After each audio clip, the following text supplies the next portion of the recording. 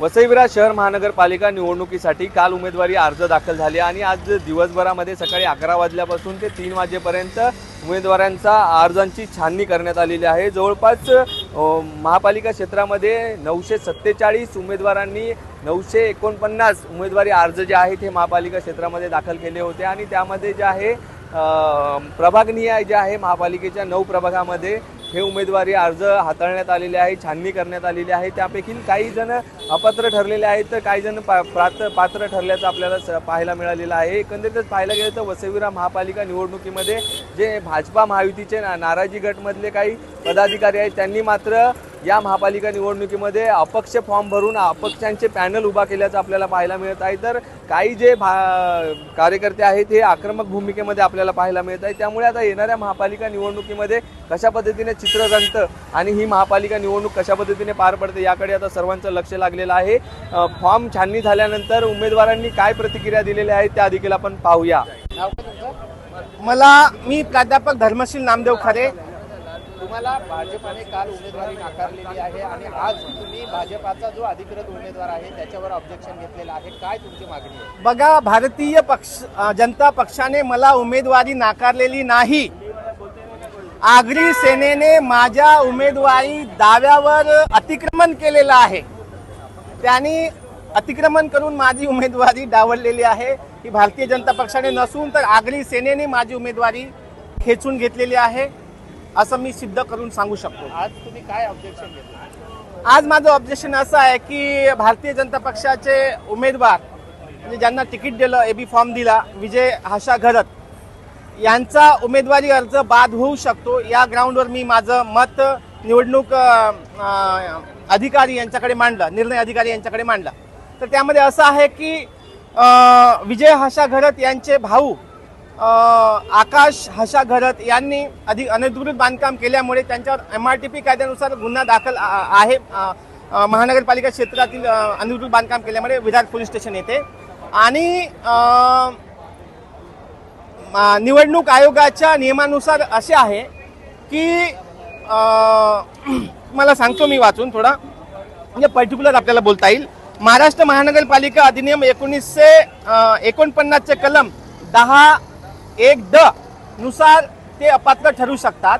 याच्यामध्ये स्पष्ट नमूद केलेले आहे की एखाद्या उमेदवाराचे नातेवाईक, स्वतः उमेदवार किंवा त्याच्या नातेवाईकांनी जर अनधिकृत बांधकाम केले असेल आणि ते सिद्ध होत असेल तर त्यांना अपात्र ठरवता येते। असे असताना सुद्धा माझे ऑब्जेक्शन पर्टिक्युलर घेतले गेले नाही, म्हणजे ऐकून घेतले परंतु त्याच्यावर निर्णय घेतला नाही। त्यांचं म्हणणं होतं की ते सिद्ध झालं पाहिजे।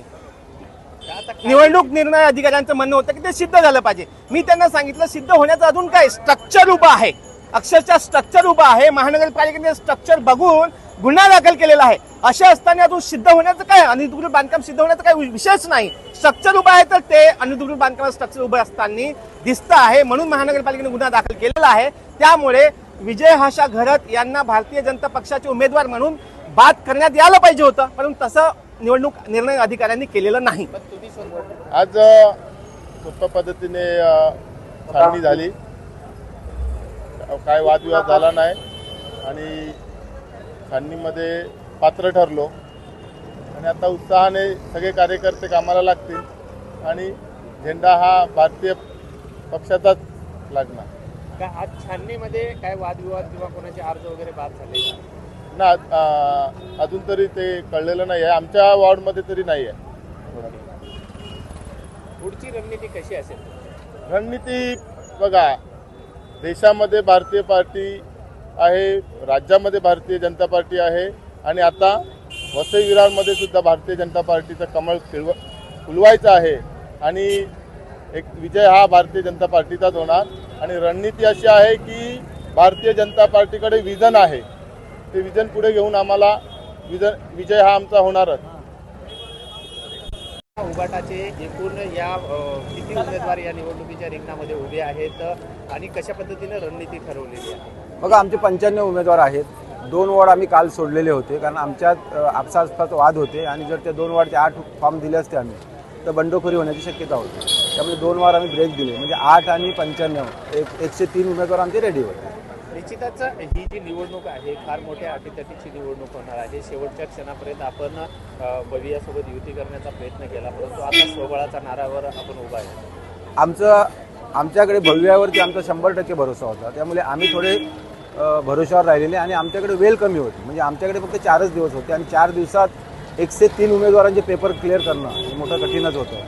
परंतु ठीक आहे, आमचे कार्यकर्ते जोशमध्ये होते आणि 95 उमेदवार आमचे फायनल झालेले आहेत. अर्ज परत मागे घेण्याच्या तारखेपर्यंत आणखीही कुठेतरी युतीचे चान्सेस आहेत का? सर बघा, आता आम्ही लोकल लेवलनं ज्या पद्धतीनं एक भूमिपुत्रांसाठी प्रयत्न केलेला होता, आता तो विषय माझ्या हातात राहिला नाही, वरिष्ठांच्या हातात आहे. वरिष्ठ जे काय आदेश देतील त्या आदेशाचं आम्ही पालन करू. कशा पद्धतीने ह्या निवडणुकीला सामोरं जाणार आहे? बघा, 2 भाऊ एकत्र आले आणि मराठी माणूस एकत्र आलेला आहे आणि उत्साह चांगला आहे त्या पद्धतीनं. आणि आम्ही कुठल्या दुसऱ्या पक्षातले उमेदवार घेतलेले नाही. आज तुम्हाला माहितीसाठी सांगतो, शिंदे गटकडे उमेदवारच नाही, भाजपचे उमेदवार त्यांच्या चिन्हावर उभे करतात, अशी परिस्थिती आहे. म्हणजे विरार वसईमध्ये उद्धव बाळासाहेब ठाकरे हा पक्ष स्ट्रॉंग आहे, त्यामुळे आम्हाला आमचे स्वतःचे पक्षाचे उमेदवारच द्यावं लागेल. काय सांगणार एकंदरीत आता आज उमेदवारी अर्जाची छाननी झालेली आहे, किती अर्ज बाद झालेले आहेत, किती अर्ज या ठिकाणी वैध ठरलेले आहेत? आमचे सर्वच्या सर्व अर्ज हे वैध ठरलेले आहेत. काही अर्ज बाद झालेले आहेत, ते कुणाकुणाचे? काही आपचे आणि एक अपक्ष असे 2 अर्ज बाद झालेले आहेत. बहुजनचे पण काय झाले? नाही, कुठला बहुजनचा बाद झालेला नाही आहे. फक्त जे काही डबल एका प्रभागामध्ये ज्यांनी 2 भरले होते त्यातलं एक रद्द करायला सांगितलं त्यांनी. एकूण किती उमेदवार या ठिकाणी उभे केलेले आहेत आणि सध्याची सिच्युएशन काय आहे? आमचे शिवसेना पक्षाचे एकंदरीत 6 उमेदवार आहेत या 3 प्रभागामध्ये आणि त्या सगळ्यांची नामनिर्देशन पत्र ही वैध ठरलेली आहेत. आता पुढची रणनीती कशी असणार? आता घरोघरी पहिला टप्पा जो आहे हा घरोघरी जाऊन प्रचार करायचा, लोकांना महाराष्ट्र राज्य शासनाने केलेली कामं आणि मोदी सरकारने केलेली कामं आणि महापालिकेमध्ये आम्ही करणारी कामं, या शहराचा विकास कुठल्या पद्धतीने आम्ही करणार आहेत, त्याचं काय विजन आहे हे आम्ही लोकांसमोर ठेवणार आहोत. निश्चितच प्रभाग क्रमांक 1 मधल्या काही नाराज शिवसैनिकांनी या ठिकाणी अपक्ष फॉर्म भरलेले आहेत आणि त्यांचं म्हणणं आहे की आम्ही आता अपक्ष पॅनल उभा करून महायुतीच्या उमेदवारांच्या विरोधात प्रचार करतो. ह्या ज्या निवडणुका असतात ह्या कार्यकर्त्यांच्या निवडणुका असतात, त्याच्यामुळे हे असे प्रकार स्थानिक स्वराज्याच्या संस्थांच्या निवडणुकीमध्ये सर्रास घडतात. थोडी नाराजी असते, काही काळ ती नाराजी राहते, परंतु काही काळांनी ती नाराजी दूर देखील होऊ शकते. आम्ही त्या दृष्टीने प्रयत्न देखील करू, परंतु ज्यांना पक्ष शिस्त बाळगायची नसेल तर त्यांना आमच्या शुभेच्छा. उमेदवारी अर्ज भरलेला आहे, कशा पद्धतीनं आपली रणनीती आहे, कशा पद्धतीनं पुढची दिशा आहे? आम्ही उमेदवारी अर्ज भरला आहे. उभाटाकडे मशालमधून आम्ही भरलेला आहे. मी आहे, गिरीश दिवाणी, अजय पिंपळे आणि इतर राऊत आहेत आमच्याबरोबर. आम्ही जो आता त्यांची डिबेट करणार आहोत, आता BJPचे जे उमेदवार दिलेले आहेत ते सिटीचेच होते आणि सिटीने सुद्धा काम कुठलं केलं नाही या पक्षामध्ये त्या आमच्या प्रभागामध्ये.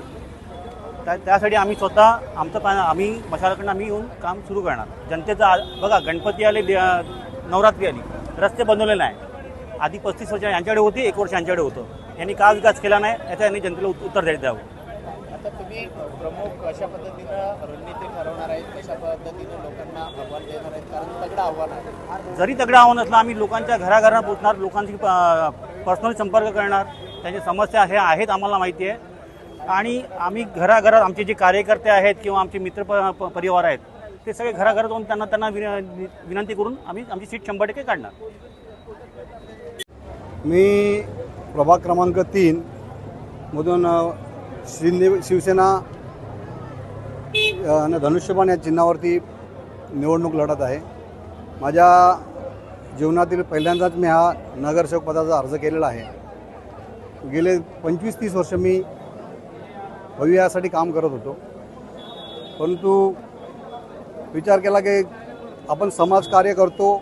मी तिकिटाच्या होल्डमध्ये कुठेच नव्हतो. मला फक्त एवढं झालं की काही जे माझे आजूबाजूचे लोक जे मला प्रत्यक्ष ओळखतात, जाणतात, त्यांनी मला सांगितलं, पाटील साहेब, तुम्ही समाजकार्य बाहेर राहून करा, तुम्ही समाजकार्य एखाद्या पार्टीच्या अधीन राहून करा आणि तुम्ही का निवडणूक लढू नये, असा तो लोकांचा आग्रह होता. त्यामुळे मी ही निवडणूक शिंदे गटातनं मला तिकीट दिलं म्हणून मी शिंदे गटावरच्या धनुष्यबाण चिन्हावर लढत आहे.